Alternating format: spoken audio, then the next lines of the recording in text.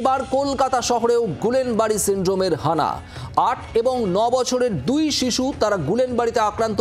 ২ সপ্তাহ ধরে ভেন্টিলেশনে রয়েছেন তারা। একজনকে ভর্তি করা হয়েছিল ৩ সপ্তাহ আগে, আরেকজনকে ২ সপ্তাহ আগে ভর্তি করা হয়েছে। তারা ভেন্টিলেশনে রয়েছেন এবং গুলেনবাড়ি সিন্ড্রোমে আক্রান্ত।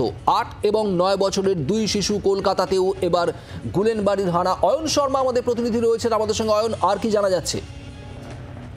দেখো, এই মুহূর্তে সব থেকে বড় খবর যে গুলেনবাড়ি সিন্ড্রোম মুম্বাই আউটব্রেক ইতিমধ্যে শুরু হয়ে গিয়েছে। একজনের মৃত্যু হয়েছে, ১০১ জন আক্রান্ত।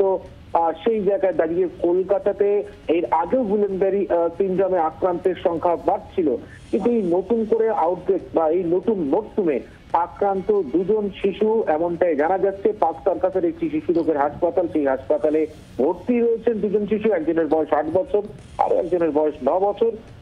তোমাকে বলে রাখি যে ২ সপ্তাহ ধরে ভেন্টিলেশনে রয়েছে তারা। তাদেরকে তাদের শারীরিক অবস্থা অতি সংকটজনক, ওই বেসরকারি হাসপাতাল সূত্রে খবর এমনটাই। এবং ২ সপ্তাহ আগে তাদেরকে হাসপাতালে ভর্তি করা হয়।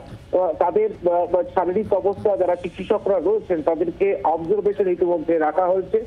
চিকিৎসকরা সমস্ত বিষয়টি খতিয়ে দেখছেন, কিন্তু নতুন করে কলকাতাতে এই গুলেনবাড়ি সিন্ড্রোমে আক্রান্তের খবর বেলায় রীতিমতো কিন্তু একটা আতঙ্ক ছড়িয়েছে সাধারণ মানুষের মধ্যে। যারা নিউরো মেডিসিন বিশেষজ্ঞ তারা বলছেন যে এই রোগটি আগেও ছিল, আক্রান্ত হওয়ার কোনো কারণ নেই।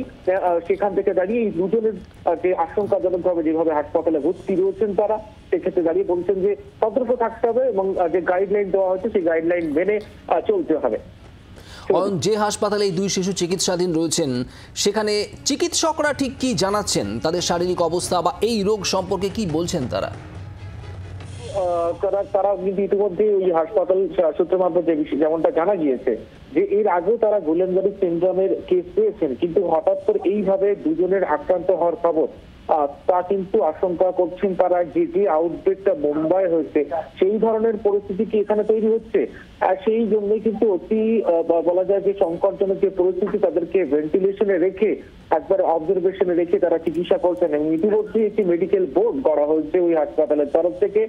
সেই যারা শিশু রোগ বিশেষজ্ঞরা একজন শিশু রোগের বিশেষজ্ঞদের একটি টিম গড়ে সেই হাসপাতালে কিন্তু ইতিমধ্যে চিকিৎসা করা হচ্ছে। এবং চিকিৎসকরা যেমনটা বলছেন যে ২ সপ্তাহ ধরে ভেন্টিলেশনে রাখা হয়েছে। শরীরের একাধিক অঙ্গ প্রত্যঙ্গ, তাদের নার্ভ যে সিস্টেম গুলো রয়েছে তা ধীরে ধীরে বিকল হতে শুরু করেছে। অর্থাৎ সেই কারণটাই জন্যই একেবারে তারা আশঙ্কাজনক বলে এমনটাই মনে করছেন। এবং তোমাকে বলে রাখছি যে গুলেনবাড়ি পজিটিভ ২টি কেস যখন টেস্ট করা হয়েছিল সেখানে কিন্তু পজিটিভ আছে এই ২ জনের। অয়ন, নজর রাখো। অয়ন শর্মা আমাদের প্রতিনিধি আমাদের সঙ্গে ছিলেন। আপনাদের আরও একবার জানাবো, এবার কলকাতা শহরেও গুলেনবাড়ি সিন্ড্রোমের হানা। ৮ এবং ৯ বছরের ২ শিশু এই রোগে আক্রান্ত। ২ সপ্তাহ ধরে ভেন্টিলেশনে রয়েছেন তারা। একজনকে ভর্তি করা হয়েছে ৩ সপ্তাহ আগে, আরেকজনকে ২ সপ্তাহ আগে ভর্তি করা হয়েছে। এই মুহূর্তে ২ শিশুই ভেন্টিলেশনে রয়েছেন এবং তারা দুজনেই গুলেনবাড়ি পজিটিভ এমনটাই জানা যাচ্ছে।